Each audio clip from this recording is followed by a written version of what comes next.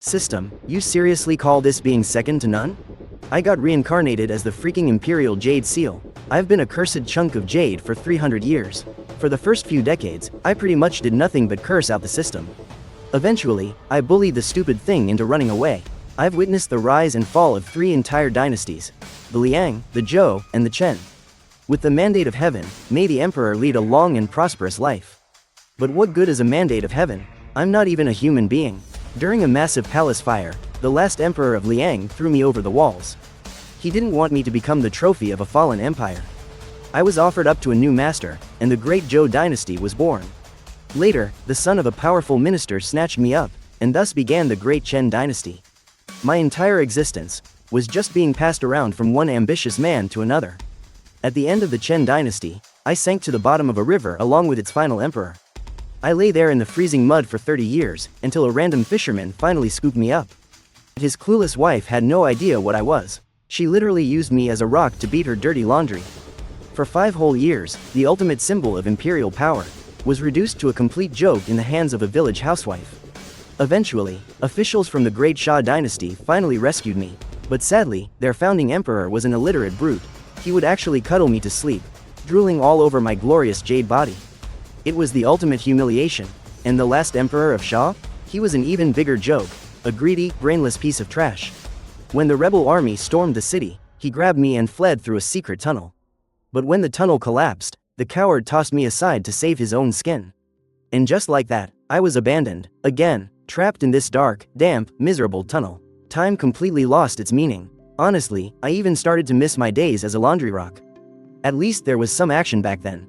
I don't know how long I waited in the dark, till a beam of light suddenly pierced the shadows, and a tiny, scrawny figure tumbled inside. She was covered in filth, looking like a literal pile of mud. She started digging through the dirt for food like a starving stray dog, devouring a few chunks of moldy, stale bread as fast as she could.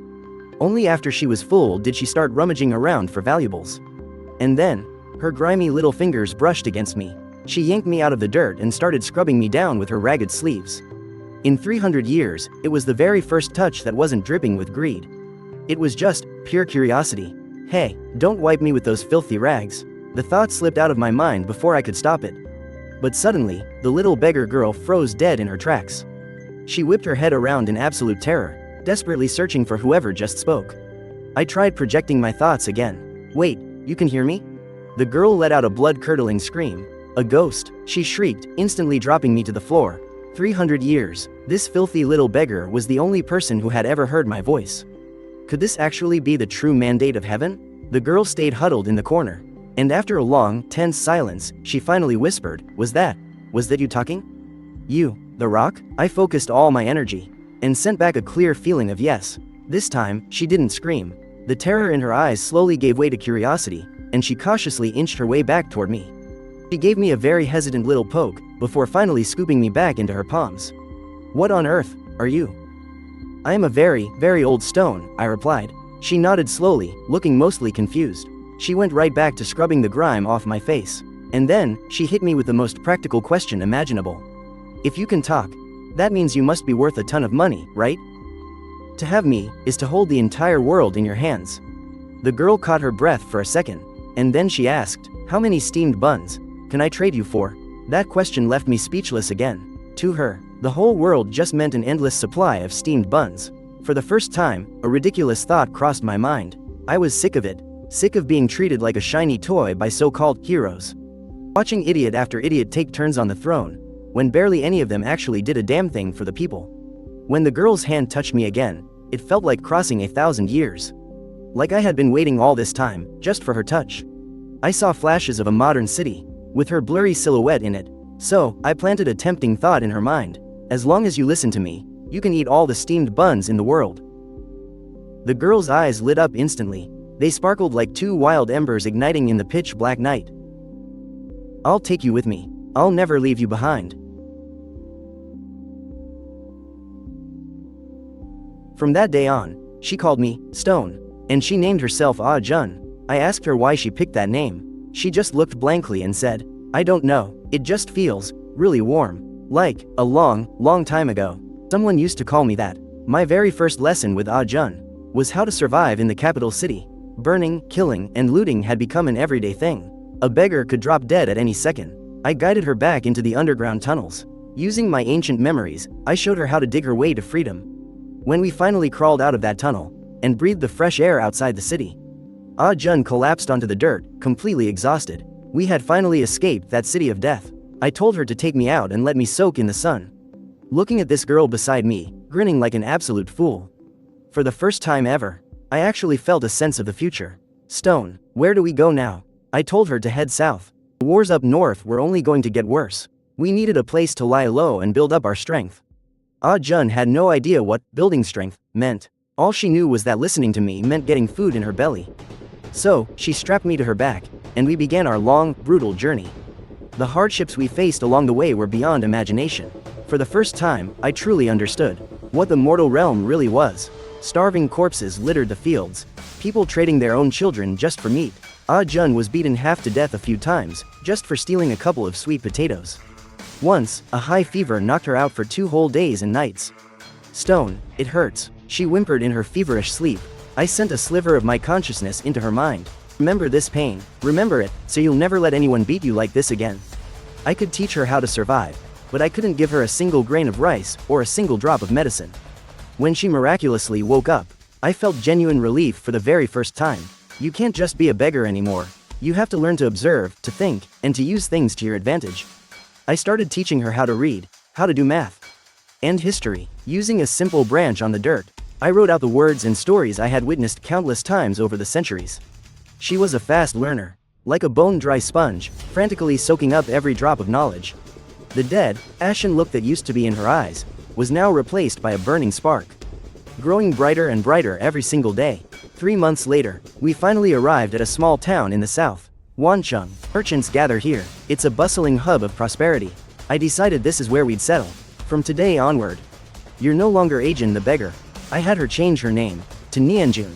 She murmured the name to herself, her eyes shining with a strange, new light.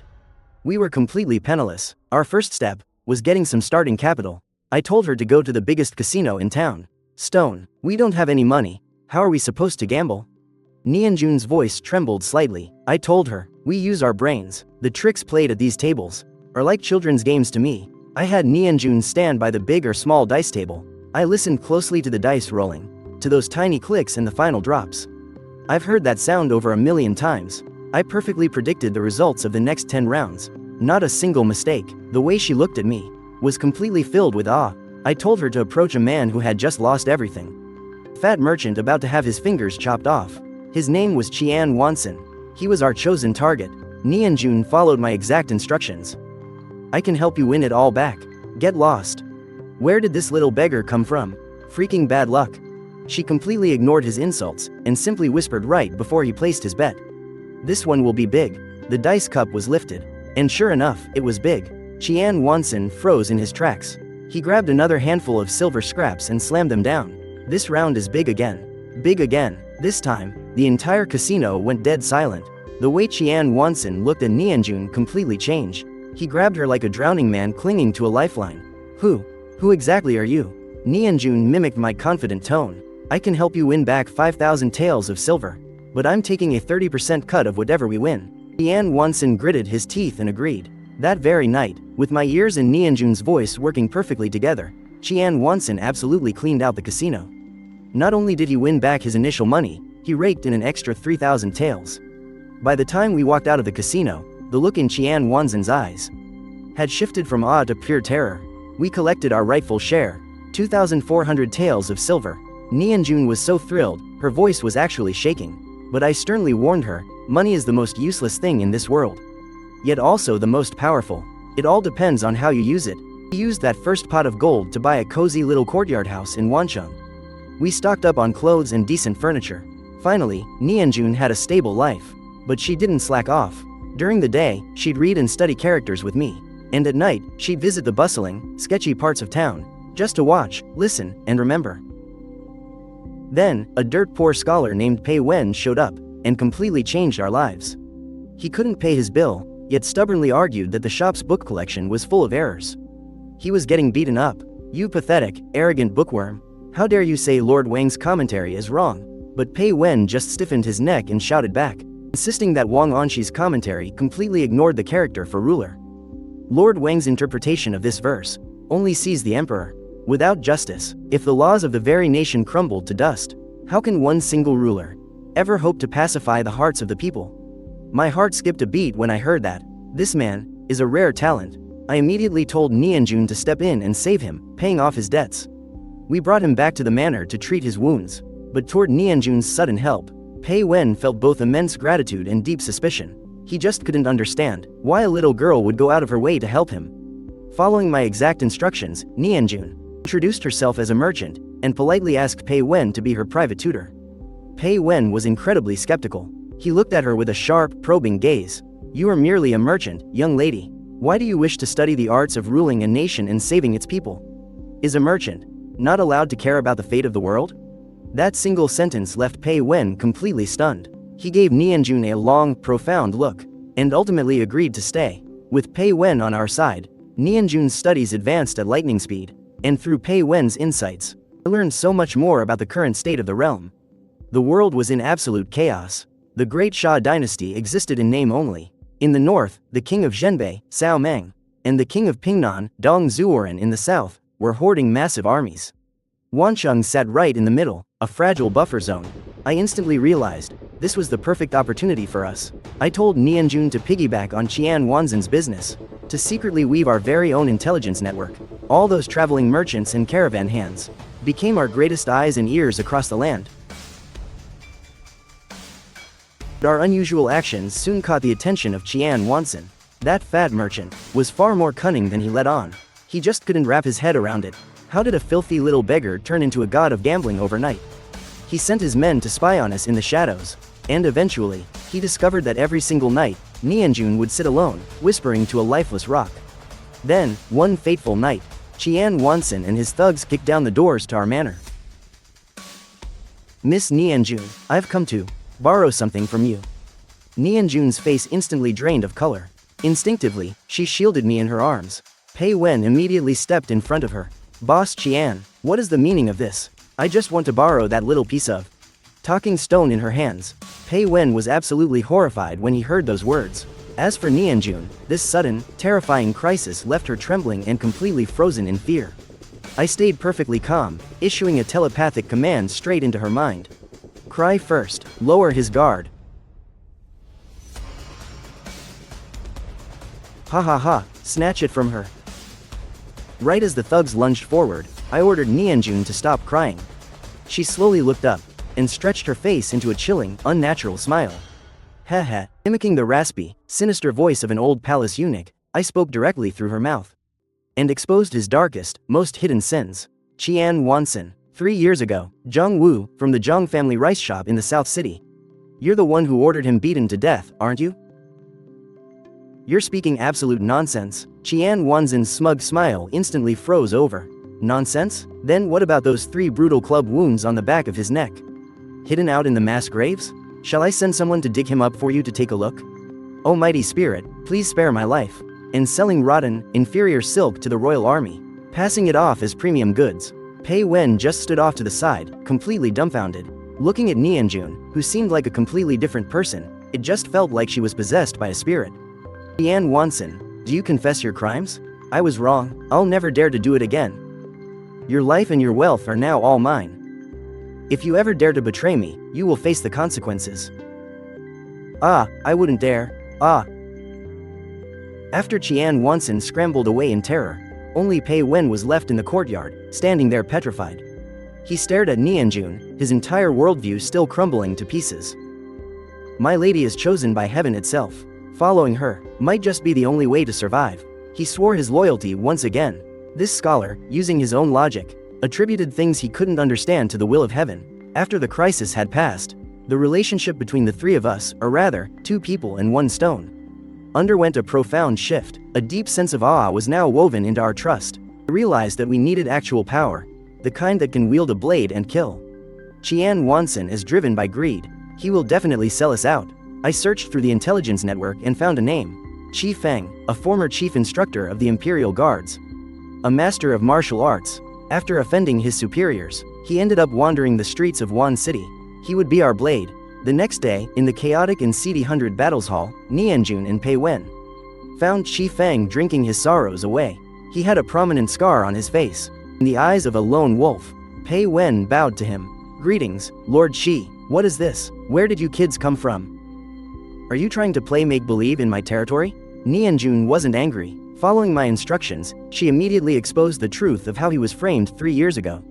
Qi Feng's pupils shrank sharply. He shot up from his seat, glaring dead at Nianjun. "Who the hell do you work for?" Nianjun met his gaze without flinching, making it clear that we only wanted to survive in this chaotic world. "You have all these incredible skills, yet here you are, drowning your sorrows in cheap booze. Isn't that a tragic waste? I refuse to be a lapdog for those ambitious warlords anymore. We want you to be a general. The soldiers you train will protect the people of Wan City." She slammed a banknote for 5,000 silver taels onto the table. "This is our sincerity. What we want are true warriors." Qi Feng's breathing grew heavy. Money wasn't what he truly needed. It was respect. It was a second chance. "This life of mine belongs to you from now on, my lady." With Qi Feng as our sword and Pei Wen as our shield, our power grew rapidly in Wan City. At an abandoned military camp just outside the city walls, Qi Feng recruited 500 refugees and war veterans, and began putting them through brutal training.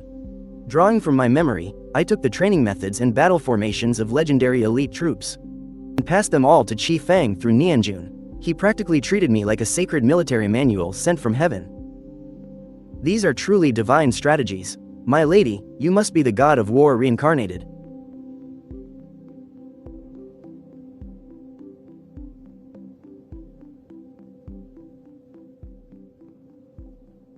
Meanwhile, under my guidance, Pei Wen started reforming the economy of Wan City.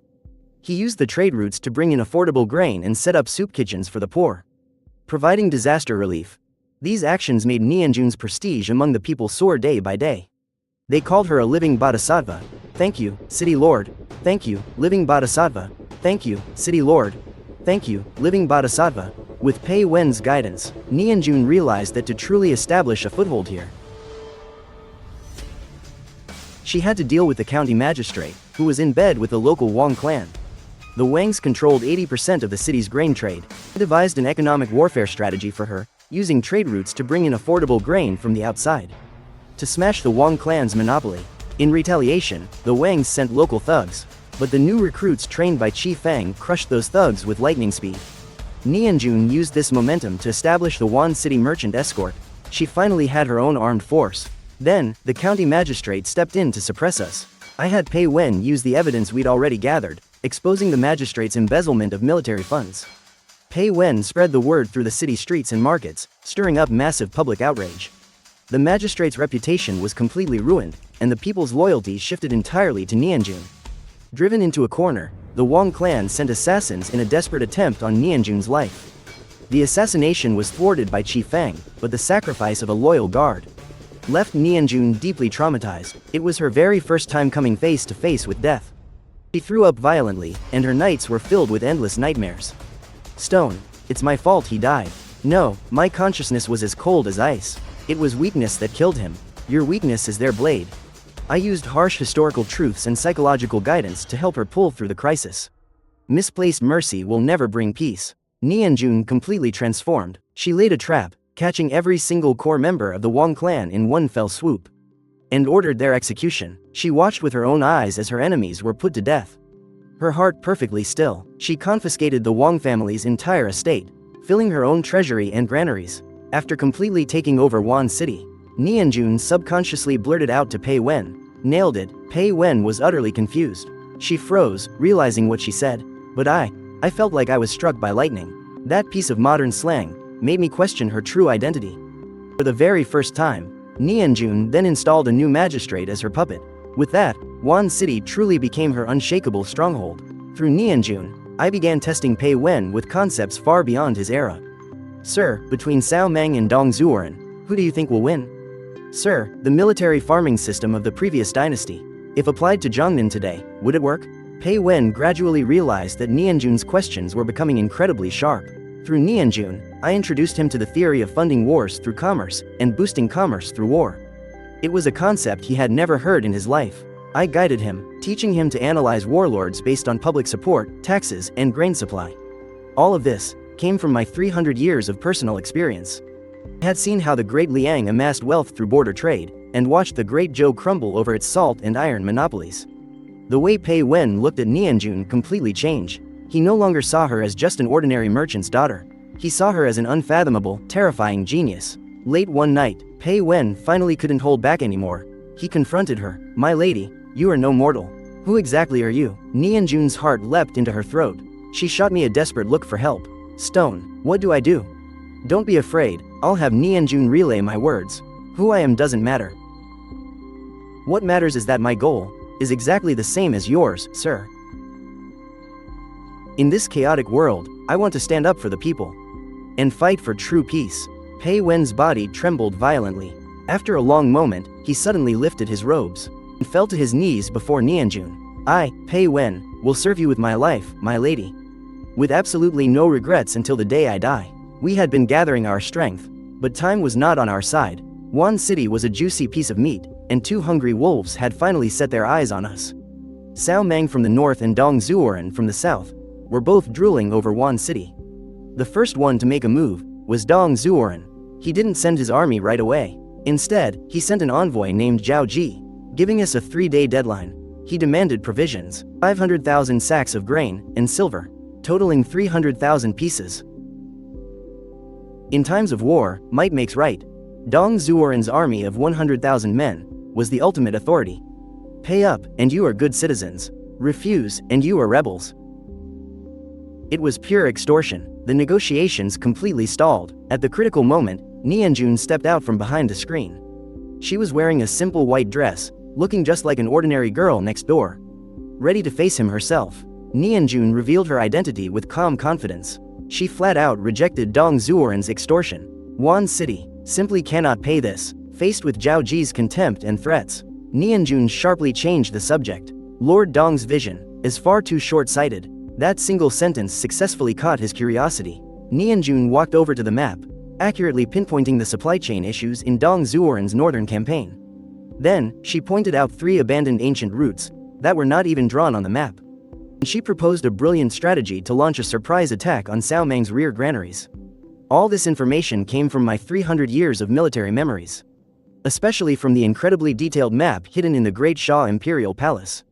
The sneer on Zhao Ji's face completely vanished. Nianjun went on to expose Cao Mang's paranoid nature and handed over a small booklet. It contained deeply detailed profiles of all the top generals serving under Cao Mang. The intelligence in that booklet was terrifyingly precise. It even detailed the old grudges between the fierce General Zhang Wei and Cao Mang. This was no longer just intelligence. It was a psychological weapon meant to tear them apart. Zhao Ji broke out in a cold sweat as he read it, completely blown away by Nianjun's tactics. To him, she wasn't just human anymore. She was some kind of monster who could see the future. Nianjun then made her offer, using this map in the roster, instead of mountains of gold and silver. As a humble gift from Wan City, it's just a small token of our goodwill. Nothing much. We only ask that the Lord offers Wan City a little bit of protection. My lady, your brilliance is unmatched. I must return and report this to the Lord immediately. As soon as Zhao Ji left, Pei Wen voiced his fears. My lady, this is like making a deal with the devil. Once Dong Xuan defeats Cao Mang, he will definitely turn around and swallow us whole. Weakness is the original sin. Rather than sitting around waiting to die, it's better to give it our all. What we're betting on is Dong Xuan's greed and Cao Mang's arrogance. As long as these two great warlords fight each other, we'll be able to catch our breath. When that time comes, whether we soar like dragons or crawl like snakes will depend entirely on our own destiny, since there is no way back. Then we'll just have to carve out a bloody path. That night, Nianjun slept restlessly. She placed me by her pillow and softly asked me if we could really win. Little stone, I'm so scared. Scared that all of this is just a dream. Her fear washed over me, reminding me of the founding emperor of Great Liang's domineering aura on the eve of his nation's birth. I didn't answer whether she could win or not. Instead, I passed on an incredibly firm thought to her. Do not wait for destiny. You must go and create it yourself. Her body trembled slightly. She pressed me against her forehead. The icy touch gave her endless strength. The last trace of fragility in her heart was utterly crushed. I knew right then that a storm meant to sweep across the world had already begun because of us. 3 days later, Dong Xuan sent a team of 100 men. The leader wasn't a military general, but a woman named Wei Yao. She was the commander of Dong Xuan's secret police, his absolute sharpest blade. In name, she was here to help, but in reality, she was a venomous thorn planted right beside us. Wei Yao's aura was cold and piercing, her eyes like bottomless ancient wells. The moment they met, she put immense pressure on Nianjun. Just as I had instructed, Nianjun acted completely innocent and shy, pushing all the credit onto an ancient book that didn't even exist. Over the next few days, Wei Yao often came looking for Nianjun to chat. I heard you shocked everyone at the casino, my lady. I wonder which ancient book recorded such divine tricks? The topics were nothing more than poetry and songs, but every single question hit a sharp trap. She brought up the casino incident seemingly by accident, just to test Nianjun.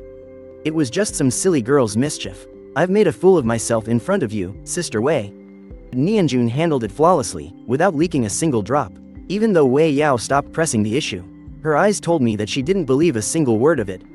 This woman was even more difficult to deal with than I had imagined. Meanwhile, war broke out in the north. Dong Xuan adopted our strategy and launched a surprise attack on Chengqing. The defending general, Zhang Wei, opened the gates and surrendered. Cao Meng couldn't return in time to reinforce, and suffered a crushing defeat on the banks of the Wei River. Dong Xuan won a total victory. His prestige became absolutely unmatched. This was all perfectly within our expectations. When the news came back, Pei Wen, however, was fraught with worry.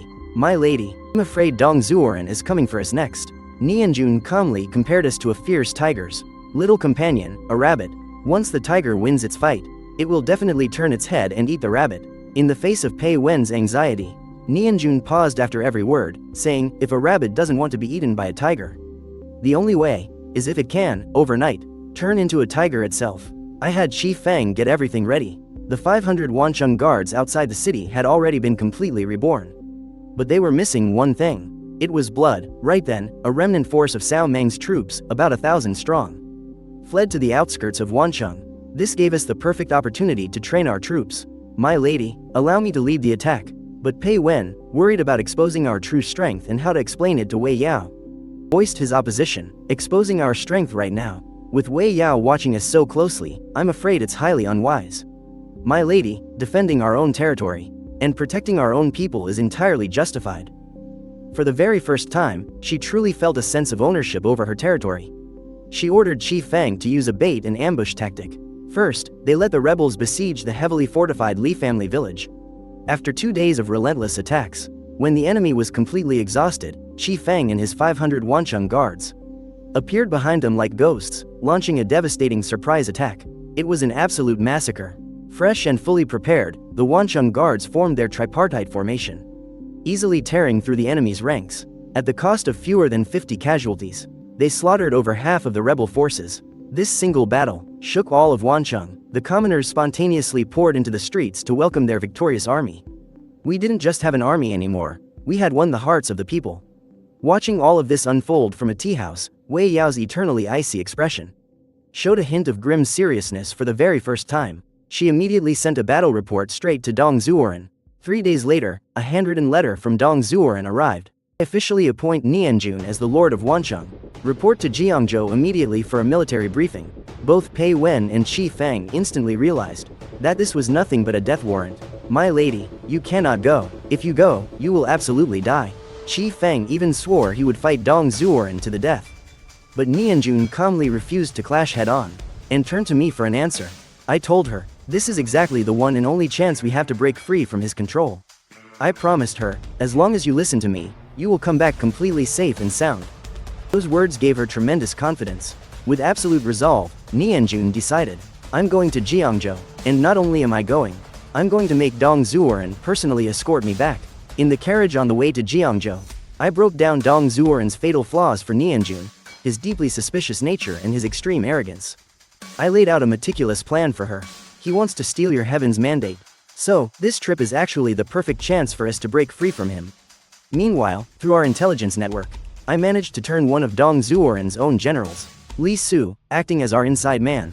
Inside the commander's tent at the Jiangzhou camp, Dong Xuan sat high on his throne, his gaze as sharp as a blade.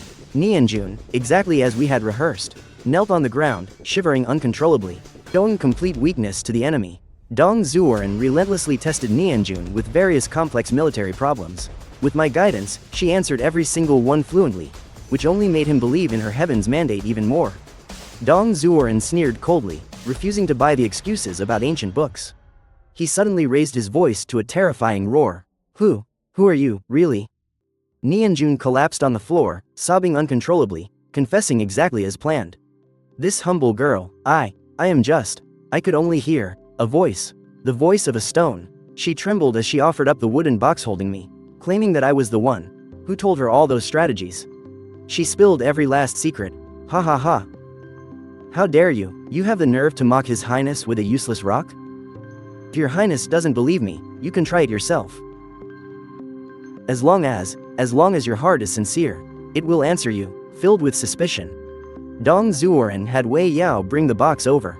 The moment he opened it, the moment he laid eyes on me, he completely froze. Breathing heavily, he trembled as he read the words carved into my body. By the mandate of heaven, may he enjoy longevity and eternal prosperity. The Imperial Jade seal. The look on his face morphed from pure shock to absolute ecstasy. And then to raw greed, shifting endlessly. Beside him, Nianjun's tearful voice confirmed his exact thoughts, claiming she had no idea what it was. Ah, this lowly girl doesn't know what this thing is. I just beg your highness to spare my life. Suddenly, everything that didn't make sense made perfect sense. A girl who can communicate with the Imperial Jade seal. Isn't this the ultimate sign of destiny? The way Dong Xuan looked at Nianjun completely changed. Divine seal, show your power. Tell me. Am I, Dong Xuan, destined to rule the world? Of course, I completely ignored him, leaving him bitterly disappointed. Why won't it speak? It says, only those with absolute sincerity can hear its voice. Dong Xuan had a sudden revelation. It wasn't that he lacked sincerity, it was that the seal had chosen this specific girl. A perfect plan formed in his mind. Today, I shall take you as my adopted daughter. I name you, Princess of Destiny. He wanted to keep her under house arrest, turning her into his own personal, divine tool. This was exactly what I had predicted. Nianjun acted completely overwhelmed by the honor, shedding tears of gratitude, but the real show was just getting started. Later, at the banquet. My dear daughter, what do you think we should do about Lu Zhang of West Shu? Nianjun closed her eyes, pretending to listen closely. Then, she spoke the exact answer I had prepared for her. Hold off on the northern expedition. Take the lands of Shu to the west. That is your path to becoming emperor. Dong Xuan's eyes lit up with excitement. Even his generals looked on in pure awe. The way they looked at Nianjun shifted from mere curiosity to absolute reverence. For 3 straight days, I took the greatest ruling secrets from all of history and fed them to him through Nianjun's mouth, holding absolutely nothing back, leaving him completely intoxicated with power. Dong Xuan's guard against her dropped to rock bottom. He thought she was just a brainless mouthpiece, and this was exactly the moment I had been waiting for. On the night of the 4th day, Dong Xuan dismissed all his guards. He summoned Nianjun alone, and finally asked the most important question of all.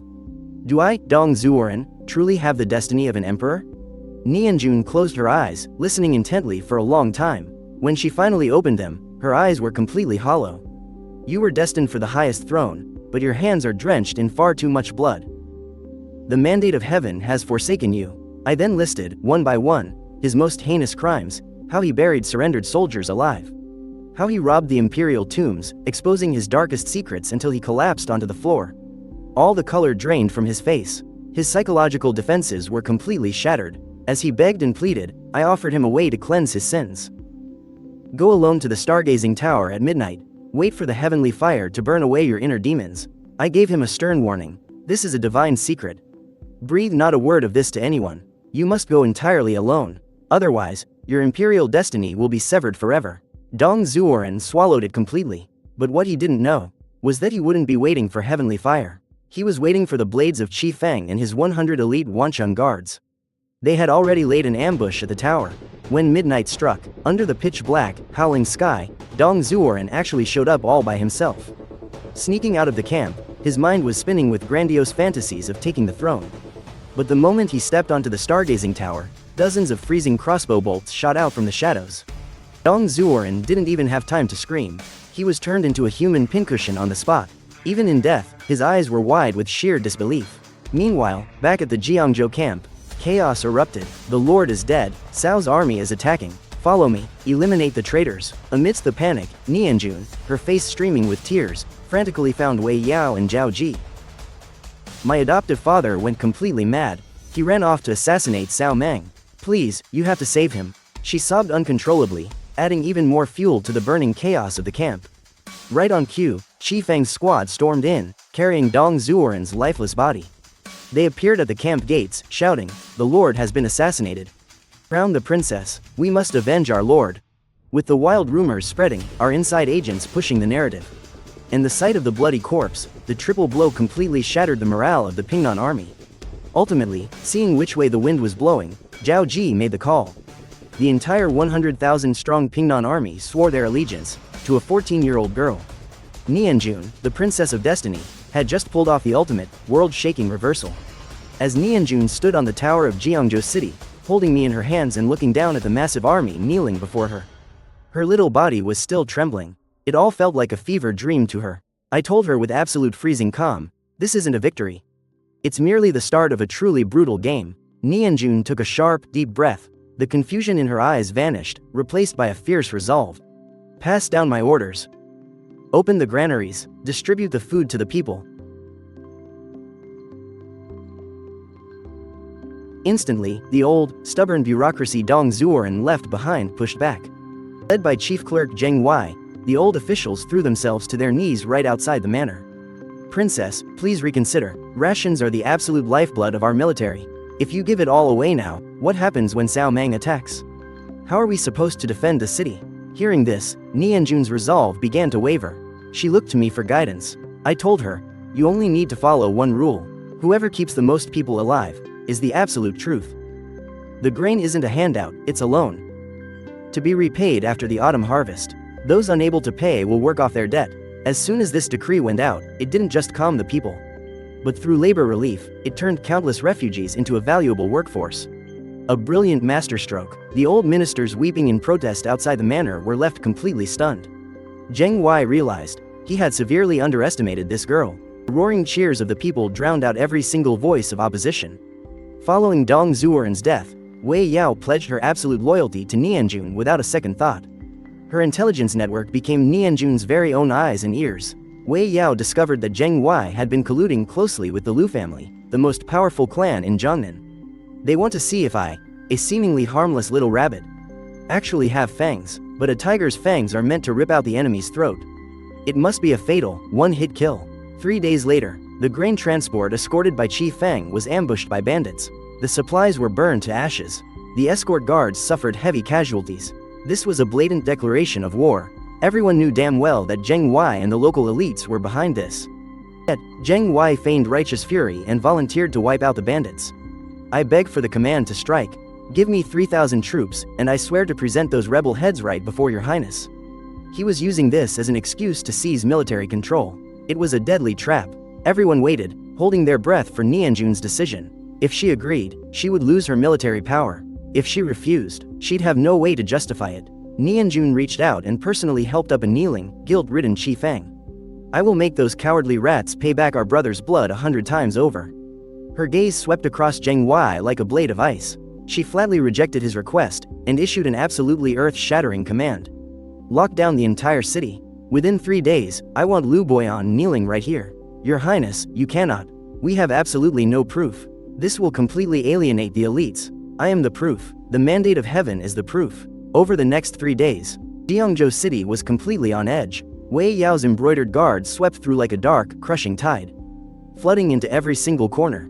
During these 3 days, Nianjun locked herself in her study. I told her the history of the first emperor burying 400,000 surrendered soldiers alive, and Emperor Guangwu's 10-year campaign slaughtering the warlords, teaching her the ruthless, blood-soaked nature of true power. Late into the night of the 3rd day, Wei Yao brought back undeniable proof.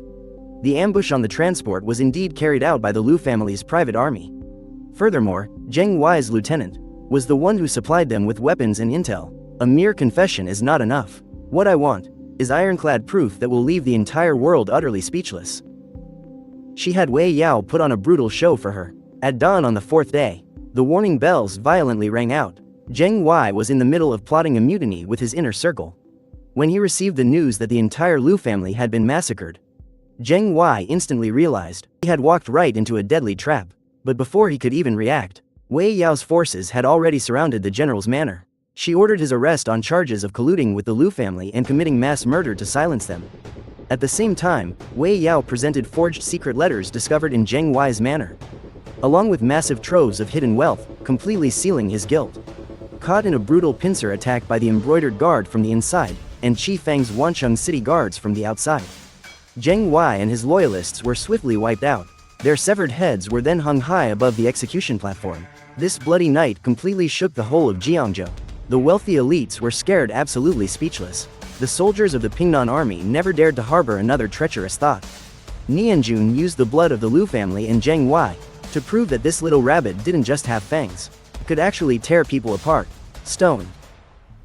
Am I a monster? When the first emperor or a simple farmer are doing what must be done, do you think they ask themselves if they're monsters? I told her, from the moment you sat on that throne, you can't afford to judge right and wrong like an ordinary person anymore. A single moment of weakness could trigger an even greater catastrophe. I took countless historical tragedies, born from the foolish mercy of soft-hearted rulers, and projected them straight into her mind, making her realize exactly why an iron fist was absolutely necessary. Up north, when Cao Mang heard about everything that went down in Jiangnan, he didn't send his troops right away. Instead, he sent down one of his top strategists, Xuan Qing. I knew exactly who this Xuan Qing was. A former top scholar, with a silver tongue sharp enough to cut through anything. He was an incredibly dangerous opponent. Xuan Qing wasn't here for a friendly chat. He wasn't looking for a physical battle. He was here for psychological warfare. He was here to completely shatter the myth of Nianjun being the heaven-chosen princess. Xuan Qing believed in the righteous path of a true king. And that was the exact weakness we could exploit. What mandate of heaven? The way you rule has absolutely zero legitimacy. You speak so grandly of righteous laws, sir. Then let me ask you, what exactly makes a human? Under your old regime, slaves weren't even treated as human beings. Is this the great moral code you defend? Because this perfect order of yours was built entirely on the blood and tears of countless innocent people. Nianjun didn't just give him a straight answer. Instead, she threw the question back at him, asking what it truly meant to be human, and fired off a relentless string of arguments that completely exposed the brutal reality of the old world, where slaves were nothing more than livestock. She pointed out that his so-called sacred moral order was literally paved with the blood and tears of the broken. An order like that deserves to be burned to the ground. That profound sense of conviction, pouring straight from her soul, actually made me question who she really was all over again. Her words struck Xuan Qing right in the heart. He came expecting childish excuses, but instead, he was met with the most profound philosophy of true kingship. Xuan Qing just stood there, completely stunned for a long time, before giving Nianjun a deep, utterly sincere bow. He humbly admitted he had been thoroughly schooled. Later that night at the banquet, Nianjun casually brought up Cao Mang's newest strategist, Guo Fengxiao, acting like it was just a passing thought. She deliberately highlighted the bitter rivalry between Xuan Qing's righteous path and Guo Fengxiao's ruthless tactics. Guo Fengxiao's brilliance is certainly on par with yours, Mr. Xuan. But his methods are terribly ruthless. He's far too obsessed with quick, bloody victories. I fear that spells absolute doom for the poor people of the north. Those incredibly venomous words slithered straight into Xuan Qing's mind like a viper, perfectly hitting his deepest, darkest anxiety. He just picked up his wine cup, falling into a heavy, suffocating silence. Seeing that the trap had snapped shut, Nianjun backed off, refusing to push him any further. Instead, she offered him a small token of goodwill. Gorgeous snowflake paper, vastly superior to the rough hemp paper they used up north. Along with some breathtaking porcelain, she then laid out her offer. She proposed trading 100,000 rolls of paper and 100,000 pieces of porcelain every year, in exchange for 500,000 stones of grain from Cao Mang's territory. It was a massive windfall, an offer so incredibly lucrative that Xuan Qing couldn't possibly say no. She even threw in a free piece of advice, suggesting Cao Mang use some of those profits to buy off the Chang tribes to the west. Sitting there, Xuan Qing realized with a chill, he wasn't looking at some innocent young girl at all, but a mastermind who plays the entire world, trap after trap, leaving him absolutely no time to think. He knew perfectly well, the moment he accepted this gift, the line between friend and foe with Jiangnan would be blurred forever. In the end, he could only bitterly admit that he had to report back to his lord. Cao Mang ultimately tore up the treaty, personally leading an army of 300,000 south. The war that would decide the fate of the realm had officially begun. In the clash at Wulin Ferry, our naval fleet was completely overpowered. Shen Si's troops suffered heavy casualties. The news of our defeat threw Jiangzhou into total panic. The old generals, led by Li Yan, jumped at the chance to demand a surrender. Nianjun stood her ground against the crowd, calmly pointing out that this wasn't a defeat. I gave that order. We are luring the enemy in. She laid out a strategy of delay and attrition. Anyone who dares speak of surrender will be executed on the spot. Cao's army may be strong, but they're already bogged down by disease and harsh terrain. Shen Ce is tearing apart their supply lines, and their main force is pinned down by Qi Feng. The war had reached a bitter stalemate. Guo Fengxiao pitched a new strategy to Cao Meng.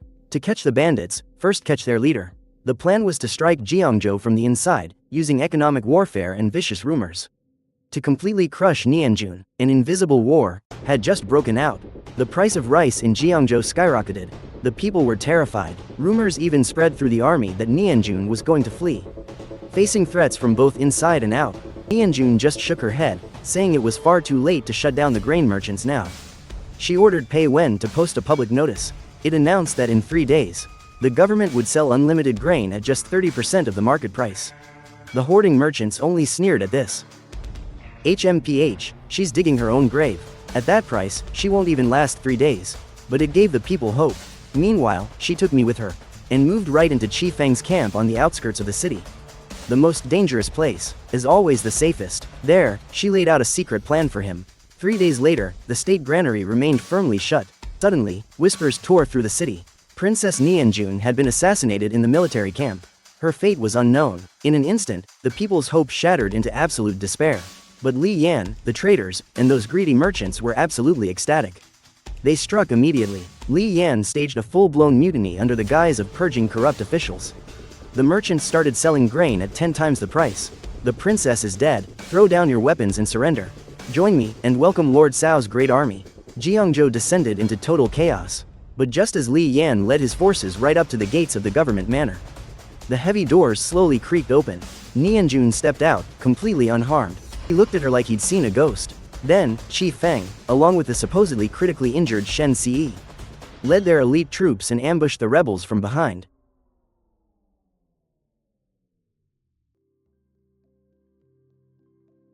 The traitors' confiscated grain perfectly filled the state granary.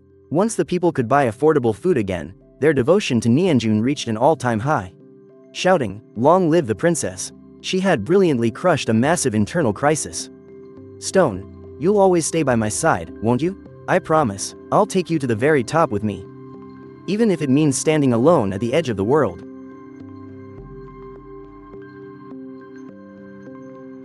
When the news of the crushed rebellion finally reached Cao's camp, Guo Fengxiao realized his entire scheme had failed. So he laid out his open scheme, deciding to force a decisive naval battle with our fleet at Fungi. "Shen Ce, we hold your family captive. Jiangzhou is doomed to fall."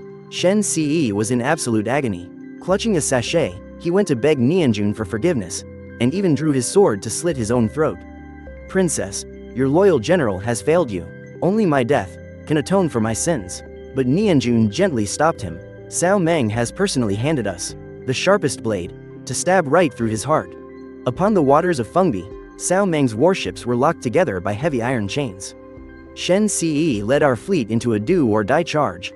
"Ha ha ha, Shen Ce, if you don't rebel now, then when will you?" Right as the fleets were about to clash, the vanguard warships suddenly mutinied, ramming straight into their own flagship. Complete chaos broke out. However, those mutinous warships were actually fire ships, heavily drenched in fish oil and sulfur. Without turning back, they plowed straight into Cao Meng's trapped fleet. A massive inferno ignited the entire Yangtze River. Cavalry from the west and flaming arrows from both riverbanks struck at the exact same time. "All troops, hear my command. Charge in with me, kill them all."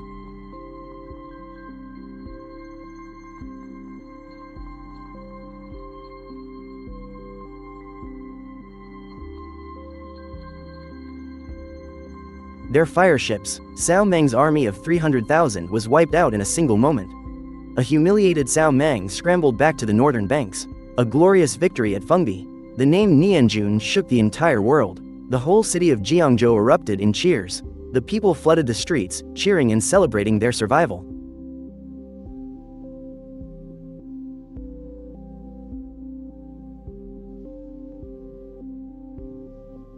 Yet, Nianjun locked herself inside her study and carefully pulled out a memorial tablet. Carved onto it were the names of Shen Si's mother, wife, and children. The truth was, before Shen Si ever set sail, Wei Yao had already safely rescued his family. To make his desperate, heartbroken act look absolutely real, they never told him.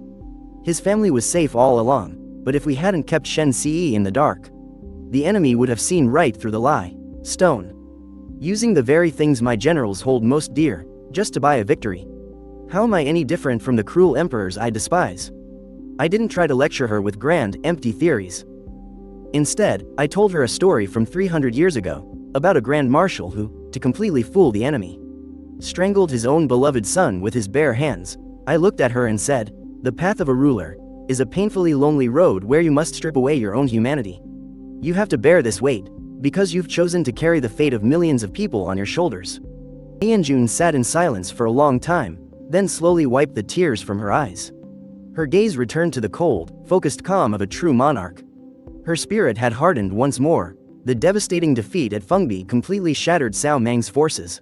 Warlords in the north and the Chang tribes out west took the chance to revolt. He no longer had the strength to march south, and so, the realm was divided. Cao Mang ruled the north, Nianjun held the lands of Jiangnan, and Lu Zhang controlled western Shu. It was the dawn of a three-way standoff. Nianjun took full advantage of this hard-earned peace to launch massive reforms across Jiangnan. She built grand academies and spread papermaking and printing, ensuring that knowledge was no longer locked away by the elite clans. "Hey, make way, let me see that. It says here, the buying and selling of human lives is strictly forbidden." Oh, thank heavens, but this move struck right at the core interests of the powerful gentry clans. It triggered a massive backlash. Countless great scholars and renowned intellectuals began attacking her moral character in the court of public opinion. A hen crowing at dawn. She is violating ancestral laws. This is an omen of a fallen nation. Wei Yao's intelligence network received news from coastal merchants. Beyond the southern seas, there are unsinkable black ships and iron tubes that spit fire. My heart sank when I heard this, burying a deep seed of worry for our future. Faced with overwhelming public pressure, even Pei Wen began to waver. Miss. Offending all the scholars in the realm is simply not a wise move. We are moving far too fast. HMPH, I only want to be a ruler who allows more people to actually live like human beings. As for the old moral order, I will tear it down myself. She gave the order to hold an unprecedented public debate right in Jiangzhou. The central question was, are all people born equal? Or are we born into a strict hierarchy of noble and peasant? Those debating on stage today, they are all the most famous scholars of Jiangzhou. The debate stage is still being built. Is it really starting today? That is what I heard. Everyone in the city has come out for this. Why are they arguing anyway? Shush, keep your voice down. Below the stage, there was an absolute sea of people, led by the great contemporary Confucian scholar, Jiyu Yanxi, over a dozen famous intellectuals. Sat directly across from Nianjun, who brought only Pei Wen. The difference in presence was overwhelming. The opposing scholars launched the first attack. Abolishing slavery destroys the very fabric of human relations. Do you have any idea the monstrous sin you commit, princess? Your Royal Highness, your actions are shaking the very foundation of this nation. If a moral order relies on stripping away someone's right to be human, just to maintain itself, then we are better off without it. She used a series of bloody realities to expose the cruel truth of the slave system. A reality where slaves are stripped of all humanity. What is the harm in throwing all that away? Jiyu Yanxi personally stepped into the fray. He argued that after abolishing slavery, how would those illiterate, unskilled slaves ever make a living? They cannot read a single word, and they possess no practical skills. Once they lose the protection of their masters, they will simply turn into violent bandits. Is this the kind of chaotic world the princess wishes to see? But Nianjun only smiled. She called up a freed horse slave named Zhang Tianyu, and a former house slave named Queer. They were now a supervisor at the spinning mill, and a skilled painter at the porcelain kiln. She proudly showed the crowd that these former slaves were now using their own two hands to create incredible wealth for Jiangnan. She had liberated them, opened factories, and built academies, allowing them to earn their dignity through honest, hard work. They are using their hands to create wealth and earn true respect. This is the world I wish to see. Jiyu Yanxi's entire worldview was completely shattered. The principles he took such immense pride in crumbled instantly in the face of absolute facts. He spat up blood right there on the stage, and died on the spot. Debate ended in this shockingly tragic way. And so, Nianjun's new reforms, driven forward with unprecedented force, a brand new Zhongnan, is finally taking shape. Nianjun. Right then, Lu Zhong of Western Shu suddenly mobilized his troops. He launched a surprise attack on Hanzong, Cao Meng's vital stronghold in the rear. The balance of power was overturned overnight, facing the desperate plea from Cao Meng's envoy, Xuan Qing, warning that if Cao fell, she would be next. Along with the tempting offer to cede Huainan, Nianjun was caught in an agonizing dilemma. After a whole night of deep thought, she made a decision that shocked everyone. We won't save Cao, and we won't attack Shu. We take Nanyang, she pointed out. That taking Nanyang is just like driving a wedge, right between Cao and Lu, snatching the initiative of this grand chessboard back into her own hands. Nianjun's royal banner propelled her from a warlord hiding out in Zhongnan, straight into the fourth major power fighting for the world.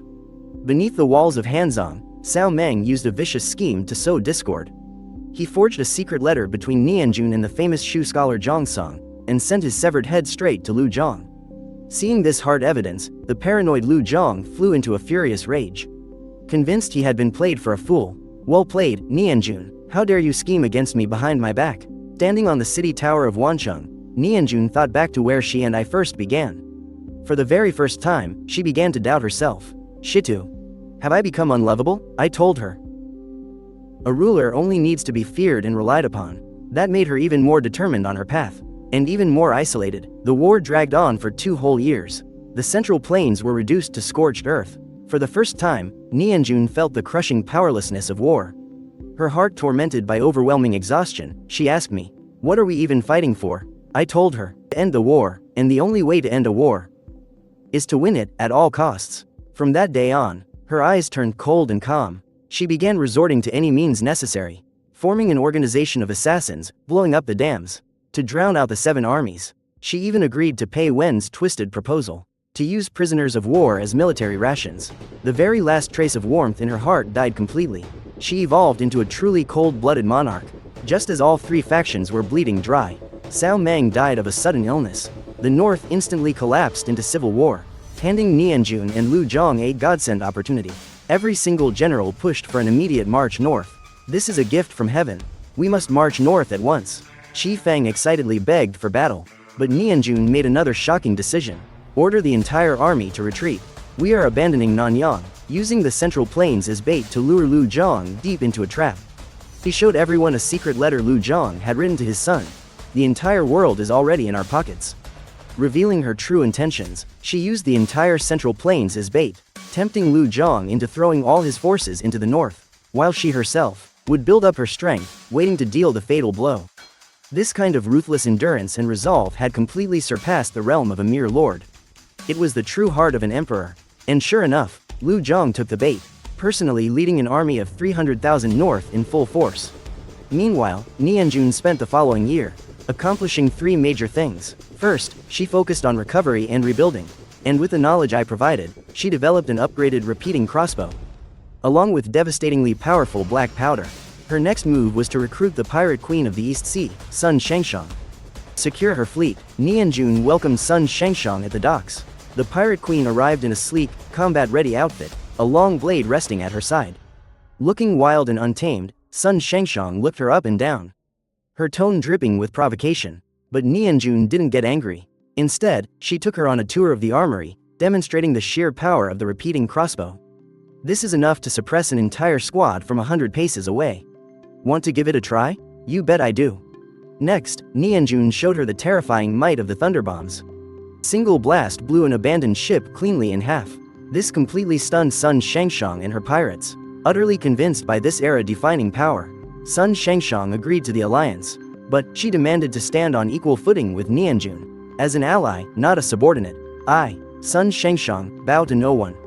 Nianjun agreed with surprising ease. "Deal. From now on, we call each other sisters."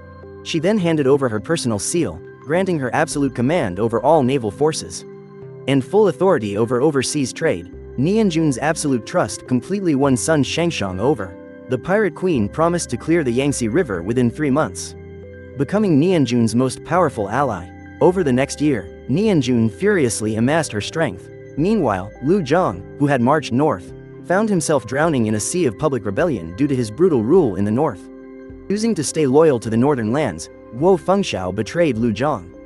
She sent Nianjun a complete map of the northern military deployments. As a token of loyalty, I pledge all my knowledge and skill to follow your highness and conquer the northern borders. Nianjun knew the time had finally come. With power capable of crushing any scheme, she ordered a full-scale assault. Sun Shengshang's fleet entered the Yellow River from the sea, obliterating Lu Zhang's supply lines with thunderbombs. Qi Feng and Shen Xi's ground forces drove straight into the heart of the Central Plains. Simultaneously, Guo Fengxiao sparked an uprising in the north. Overnight, Lu Zhang was surrounded by enemies on all sides. Backed into a corner, in sheer desperation, Lu Zhang rallied his main force of 100,000 troops for a final showdown with Qi Feng at Guandu. Fighting with their backs to the wall, the Shu army unleashed astonishing combat power. At the critical moment, Nianjun personally led 5,000 cavalrymen, fully armed with repeating crossbows, appearing right at the Shu army's rear flank. Devastating rain of arrows thoroughly shattered the Shu forces. Overcome with despair, Lu Zhang charged at Nianjun all alone, only to have his throat pierced by a single arrow from Wei Yao. And just like that, the curtain fell on a warlord of an era.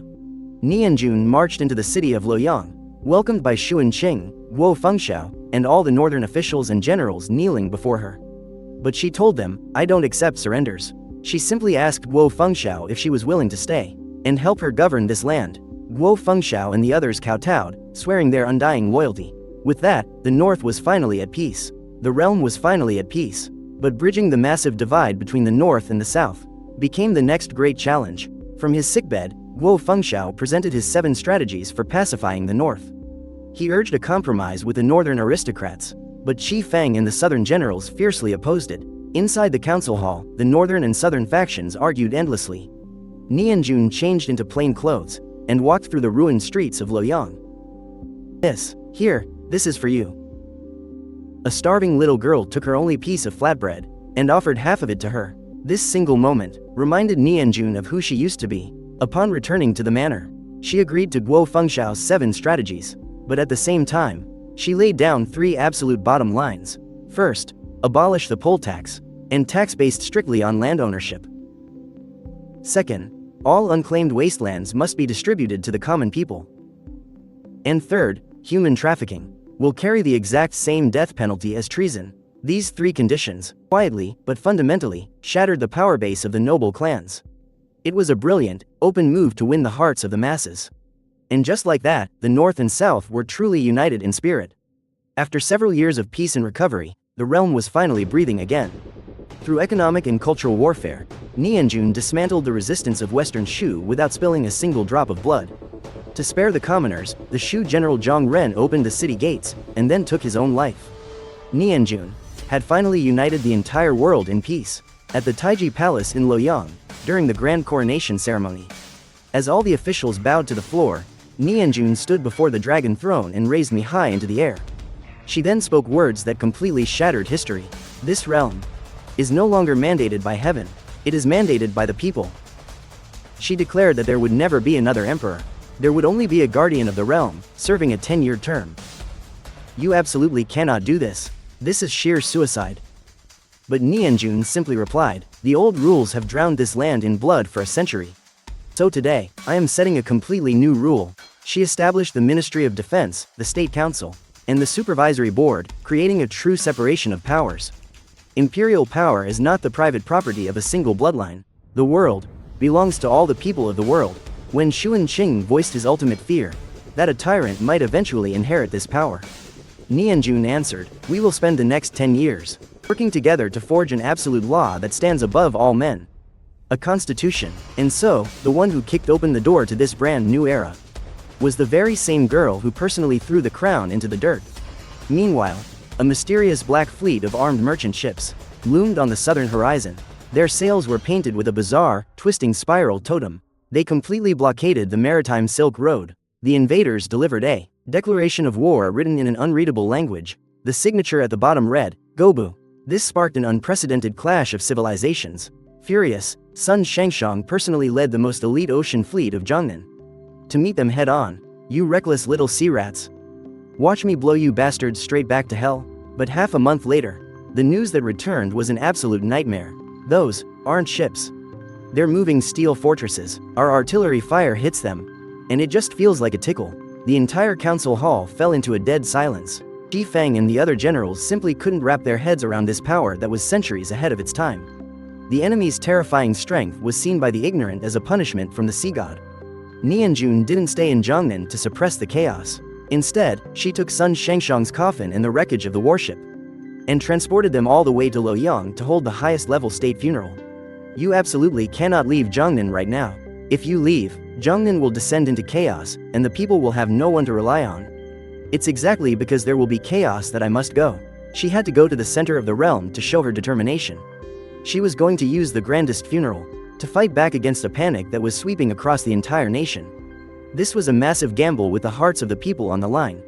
When Nianjun's royal carriage escorted the coffin into Luoyang, she was greeted by millions of silent northern citizens. In front of the Imperial Ancestral Temple, Nianjun, dressed in pure white mourning clothes, personally held the ropes for the coffin. Without sleeping, without resting, and without eating or drinking, she stood by the coffin for 3 whole days. She used this most primal method to show everyone her deep sorrow and her absolute refusal to back down. The people's eyes shifted from doubt to sympathy. The tide of public opinion quietly turned around. People began to unite in their shared hatred, condemning the brutal atrocities of the Sea Raiders. National pride was firmly united. Behind the scenes of the state funeral, Wei Yao and Guo Fengxiao formed a temporary divine workshop, secretly studying the warship wreckage and the unexploded weapons. Guo Fengxiao pushed through his illness to oversee it personally. He discovered that the enemy's metal was far superior to their finest tempered steel. The explosive power of their black powder was more than 10 times that of their heaven-shaking thunderbombs. The enemy wasn't using dark magic. They were using a kind of technology that was at least 100 years ahead of us. Just when everyone was completely at their wits' end, Sun Shangshang, who had been in a coma for nearly a month, miraculously opened her eyes. We must finish the path that took them 100 years to walk. She wanted to exhaust the entire nation's strength, to build a fleet that could sail to the very ends of the earth, and send out their brightest minds. To learn all of their alchemy, their shipbuilding techniques, and their firearms technology, and bring it all back, and then use their own methods to show them that this land has its own masters.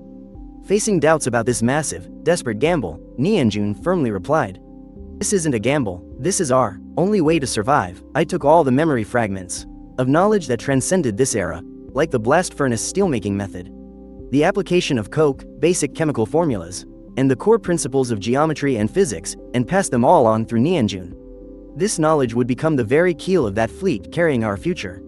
The sails and the compass, they were the stepping stones for our civilization to catch up.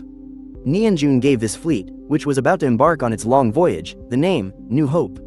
10 years later, Nianjun and the first term of officials finished their tenure. The new guardian of the realm was elected by the National Assembly.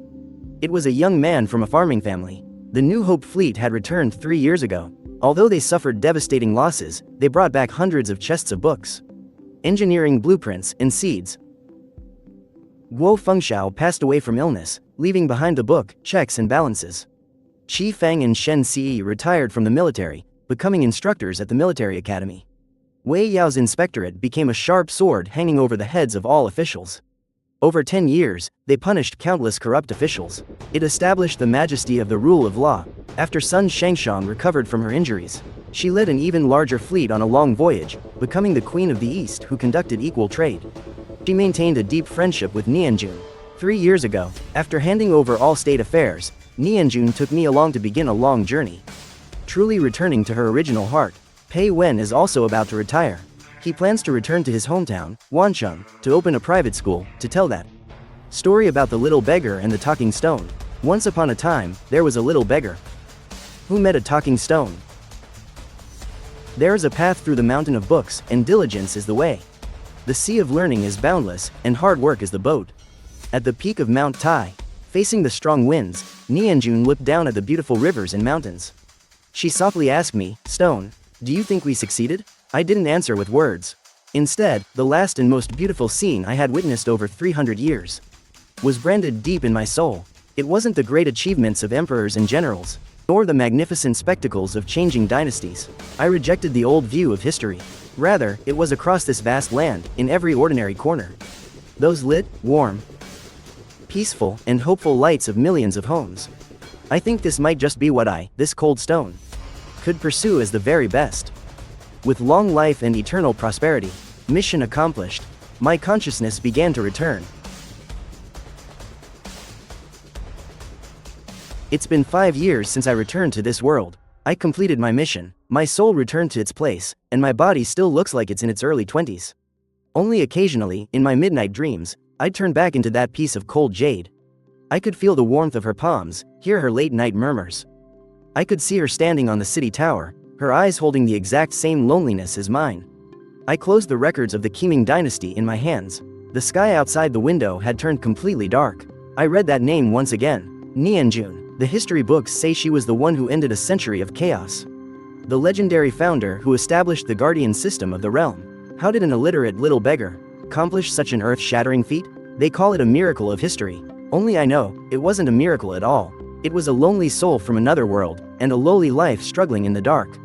Starting a wildfire after they met, a timid voice interrupted my thoughts. I looked up and saw a girl standing by the table, holding a thick stack of books in her arms. "Excuse me, sorry, is this seat taken?" My heart suddenly tightened.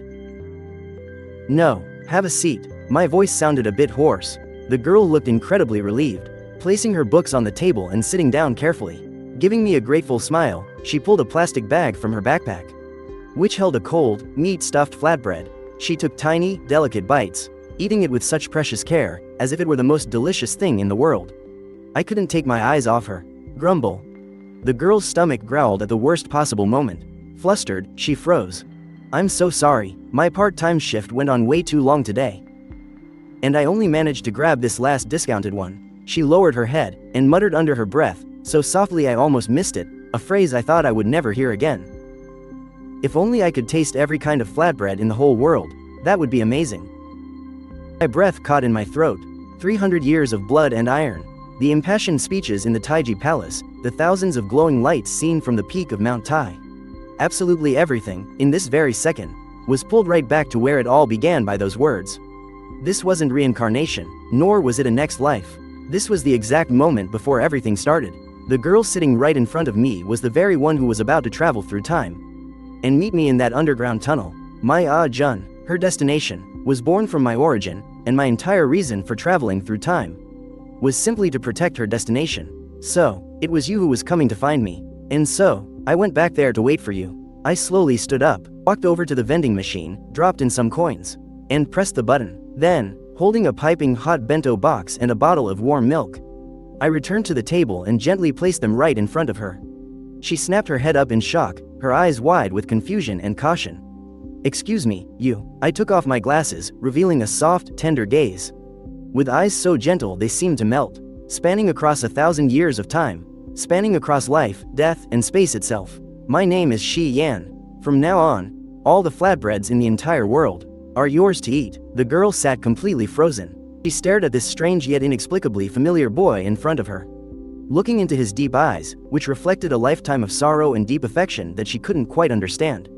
For no reason at all, her heart skipped a beat. She subconsciously reached up and touched a red string hanging around her neck. Tied to the end of it was a dull, grayish, incredibly ordinary little pebble. She had picked it up by the river when she was just a little girl, and because she thought it was pretty, she had worn it ever since. Outside the window, the city lights began to glow. Sea of warm lights. "Sleep, my little star. The wind is soft, the night is still. Mommy is right here, watching over your sweet dreams."